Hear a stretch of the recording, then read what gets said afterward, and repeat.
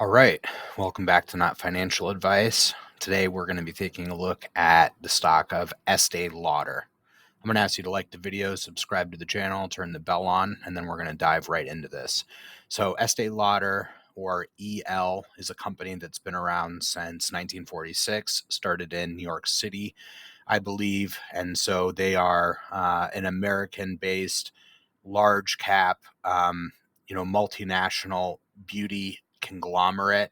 So they have a lot of brands under Estee Lauder that they own, but they focus primarily on skincare, beauty, fragrance, among other types of products for both men and women, but predominantly for women.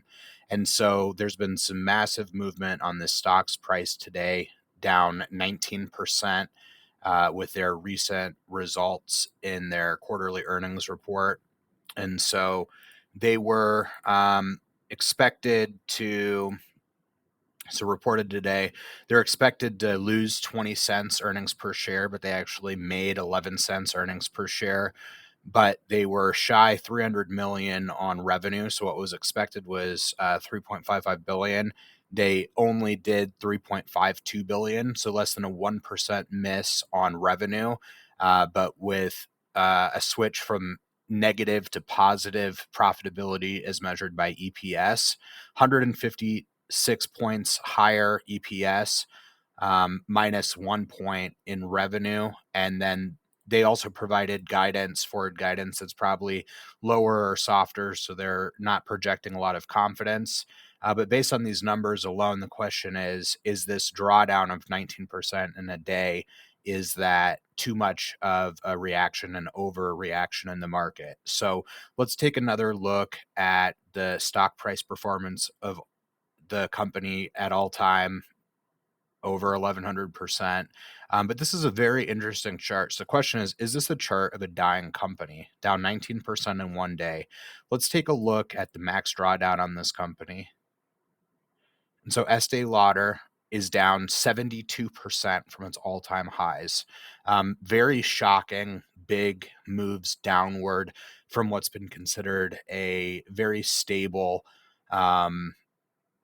staple stock, something that's conservative, something that's predictable, something that's reliable. This is a place a lot of people have parked money and has been a power stock for a long time, since about 2016. It went up at that point nearly 400%. And so this stock is one that's pretty interesting. Let's get over here. So a 72%, 77%, whatever I said, whatever the drawdown is, the stock is down 72%. So if we're not familiar with Estee Lauder, because we don't use their products, I'm sure someone in our life does. So let's look at some of the products that they own. So some different fragrance products. Aveda is a huge player in uh, hair for stylists. Aveda is a huge player in that space. Clinique is one that we recognize. There are some other names that I'm not familiar with all the way through here. Um, More fragrance. Joe Malone is a strong brand name that even I recognize. They have their own company line of products as well. And then these are apparently important brands. MAC is something that's popular with younger consumers. So a lot of these brands are brands that people's mothers and grandmothers bought. And so daughters or granddaughters today look towards these brands as they're establishing their life. These are the brands that successful women buy for their beauty regimen. And so this is a legacy company, but continuing to make it relevant and appeal to younger consumers. MAC is apparently one that's popular with millennials and Gen Z, as well as Too Faced additionally. And then they did an acquisition of Tom Ford, which has some great cologne and other products. But so there's some organic and inorganic growth. But this is who Estee Lauder is. Let's go over to Qualtrum. I'm going to ask you to like the video, subscribe, and hit the bell if you haven't already. But let's talk about Qualtrum. So, as always, this is software that I use, that I pay for, but I'm not affiliated with. So, I'll leave a link to this software below if you'd like to also use it to look at stocks on your own. As always, if there's any company you'd like for me to take a look at, just drop the ticker symbol in the description below, and I'd be more than happy to make a video just for you. So, Qualtrum is reporting EL shares are trading lower after the company reported Q1 financial results and issued Q2 and full fiscal year 2024 guidance. So that full fiscal 24 year guidance is probably what was driving the price quite a bit lower. The question is this an opportunity? And so let's go back here real quick. The stock opened, and so it gapped down about 19%. I don't get into technicals or macroeconomics too much, but that's certainly something that's going to be affecting the price of this company today. And so there's a line that I've heard others say that gaps always fill. And so the question is, if this opened up 19 points lower today, how much time will it take until that gap fills and you're able to sort of capture that 19% return? Plus any remaining upside over the long term. So let's come back into Qualtrum and let's take a look at things that matter. So see if this tool is going to work for us today. Large cap company. In the past, it's traded at a PE of 46, which is high. This company is viewed in the past, it's been viewed very highly by the market. So I suppose when a company is priced so highly, any sudden news can really affect the price of the stock. So that's sort of a double-edged sword there. A lot of their free cash flow and other metrics are looking really bad, and they're not reliable because they've just had some uh, what's the phrase? Transient problems, transitory. Their profit problems like inflation 2 years ago may or may not be transitory. So we're going to discover that today, as long as the fair value of the stock as well. So we can just get a general sense of their cash versus debt position. There were some figures that are a little bit wacky on Qualtrum today. Nothing I hold against Qualtrum. You can look at Morningstar and Yahoo Finance and the Wall Street Journal and see different metrics at all of those places. So today I use the Wall Street Journal for my inputs on our DCF model. But we should see that the stock pays a market-beating 2.12 dividend. The payout ratio is really high because they're having problems with earnings per share and free cash flow just over the last few quarters. So let's take a look at revenue on an annual basis. So based on revenue, is this a company that should be down 72%? Well, I don't base valuations purely on revenue, but if that's the question, my answer would be no. So revenue growth over the last 10 years has been 4.56%. So over the last 10 years, the company's grown revenue on average of, let's say, 4.6%. And let's remember that because we're going to use that in our valuations later. We'll be looking at both free cash flow as well as a dividend discount valuation, and we'll average the sum of that to give our fair value estimate. So keeping on with me, like and subscribe to the video. But in our first test that we're looking at for revenue, the growth is up and to the right. So that's a check mark for Estee Lauder. Now let's take a look at free cash flow for the company. Let's switch it to a quarterly basis, which I don't always do. And let's come back here and see what we're looking at. So we can see since, let's say, the end of the recession, I guess let's look there. Well, let's start there. Let's start there. So on a quarterly basis, $172 million of free cash flow. They've had some really big problems in their last handful of quarters, but 172 million of free cash flow. And we can just see, 10 years later, as much as $1 billion in free cash flow on a quarterly basis. So it's up and down. I would imagine that this company does better over the holiday seasons, so Christmas and things like that, gift giving, and that in fact seems to be the case. So it's a consumer defensive. a little bit of cyclicality to it, which is interesting. So let's switch back to annual just so we can have a better picture of the free cash flow. So if this trend was to continue, then yeah, it should be down 72%. I'm just not so sure if that's the case. And so we're going to talk about the percentage of this stock that's revenues are coming from international. That's an important part of the picture and can explain a lot of what's going on with the performance and fundamentals of the company. But going back to, the end of the recession, free cash flow, free cash flow in 2011, stock-based compensation adjusted 581 million, up 4 times in 10 years to 1.7 billion, with a big drop here recently. But for the most part, this free cash flow chart looks really, really good, with the exception of this. So this is genuinely an okay time to ask, are we buying the dip on this company? A cringy, overused phrase, but we're going to use it. So based on how this looks, should the company be down 72%? Yeah, if it's never going to make profit again. So that's our question to answer. So let's look at other things that matter. Let's take a look at dividends. So the company's cut dividends in the past. If a company's cut dividends in the past, they're likely to do it again at the same time. We can see like they had a dividend payment plan with annual increases. Um, since so when the recession ended, they were paying very high prices in the recession. Their stock price was probably going down, and they got to too high of a level. But then when the recession ended, they reset with their dividends, and they've been growing them. And so we're looking at this 10-year average dividend growth rate of 13.9%. We're going to use that for our dividend discount model using some conservative projections. So remember that 4.6% revenue growth average over the last 10 years. And remember the 13.9% average dividend CAGR growth per year, 13.9%. We're going to be using both of those numbers. But overall, it looks like definitely a decent dividend paying stock. So let's look at some other things. Earnings per share, Wall Street uses that a lot. And we can see where they've suffered. And so even though we're showing negative free cash flow to earnings per share, which is positive but lower, we can just see how how for the most part useless for a value investor EPS can be, because it's not really looking at the bottom line.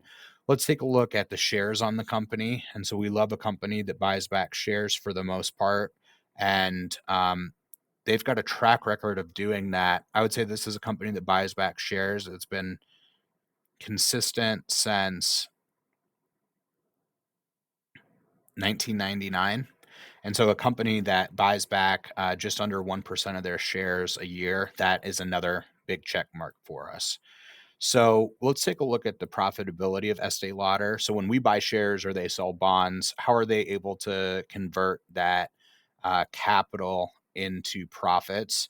And so looking over the last 5 years, we can see 27%, as low as 9%, with a median that's probably the median is probably somewhere uh, like this. So I mean, they have a return on capital employed an average of probably about 17 or 18%, which is really, really, really good. Let's take a look at their bottom line profit margin. So it seems like 8% as a bottom line profit margin seems to be about the mean, and that's not half bad. So we're going to finish by looking at this on a PE ratio multiple. We're going to look at its relative valuation. And so historically, this company has traded um, at about a 35 PE. That's how this company is viewed. Now, the PE is way off because they had depressed earnings. That's why it's not really a useful metric. But in recent times, the company's traded between 30 to 40 PE, which is very high. And so this is a good picture to understand. They have a forward PE of 45. Um, so it's a little bit hazy, but we can just get a sense of how this company trades. So we're going to come over here, make sure we just have a little bit of a better understanding of the company. So over on a website, Statista, something like that, showing that revenue's up and to the right. And so this outlet reports that 2022 has been the most successful year in EL history. The following year, sales slightly dipped $16 billion for the trailing 12 months. That's accurate. So, again, having acquired many successful brands like Clinique and MAC over the last few decades, the company now sells products in over 150 countries. Over 150 countries. So it's a very internationally diversified stock. Something not looking great right now, something that I generally really like. But EL manufactures and markets products in skincare, makeup, fragrance, and hair care. So again, this is a consumer defensive. Air raid silence, World War II, women's still want to look beautiful. COVID, women were still going to salons, not going to pass judgment. The reality is no matter what's going on with the world, if the world's on fire, women are still going to put an effort and dollars towards looking beautiful. That's why makeup and hair and things of this nature are considered the same as grocery stores. This is a consumer defensive stock. So let's see what else that we need to see. Let's get in. We're going to start off. We're going to do our valuation. We're going to do our two valuations right now. And so based on the inputs I took from Wall Street Journal this time, an average free cash flow of 1.8 billion a year over the last 5 years, cash on hand 4 billion. This is going to be long-term debt minus capital expenditures, debt of 7 billion. So not insane compared to that. Shares outstanding 361 million.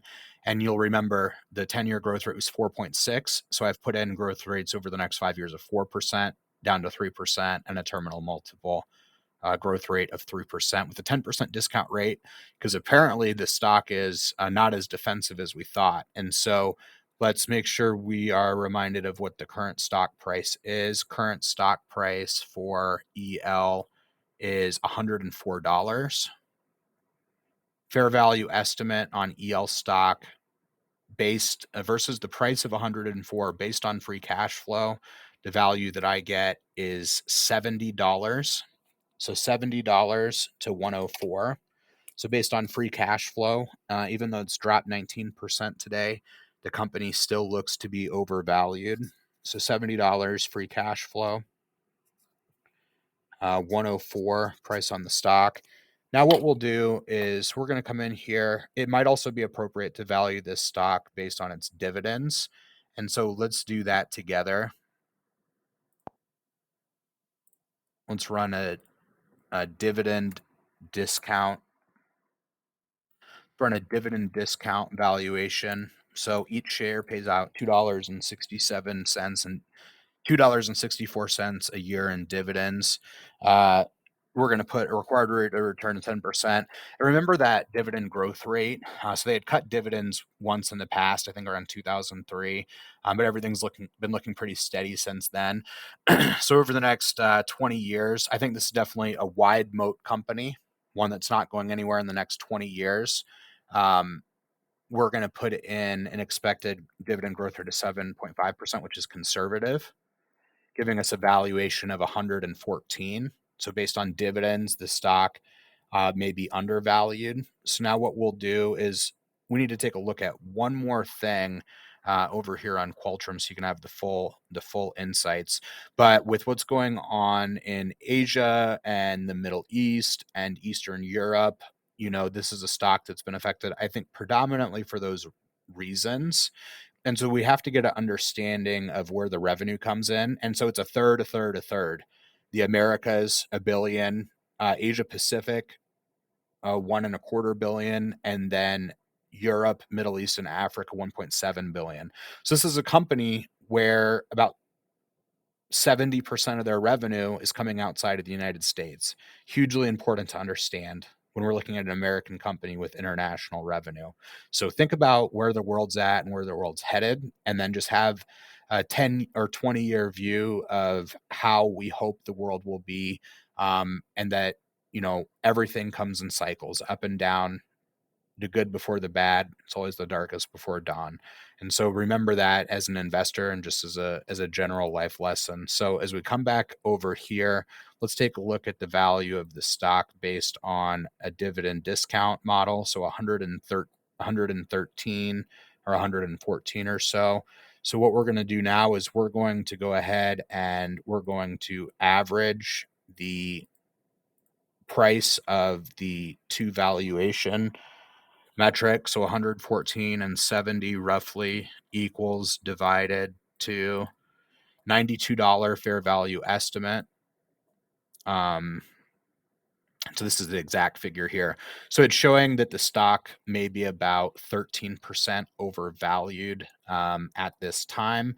But I guess what I would say is that looking at macroeconomics, which we shouldn't do, and looking at technicals, which we probably shouldn't do, and the historical high PE valuation on this stock, this is one that I wouldn't sell it if you own it. If you don't own it, it could be an okay time to start building a position in this, but realize that we may not have hit the bottom. And this is one that could take some time to recover. But yeah, this has been a super fun video. Hope you got something out of it. If you did, like the video, subscribe to the channel, bells on, and I will see you in the next one.